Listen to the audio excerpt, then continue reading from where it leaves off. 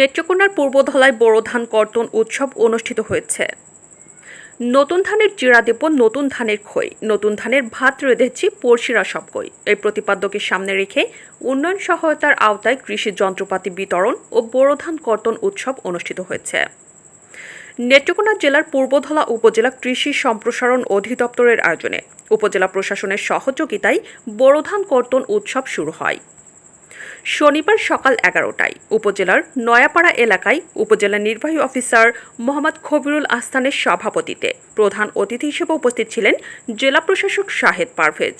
বিশেষ অতিথি হিসেবে উপস্থিত ছিলেন জেলা কৃষি সম্প্রসারণের প্রশিক্ষণ অফিসার চন্দন কুমার মহাপাত্র, উপজেলা কৃষি অফিসার আলমগীর কবির।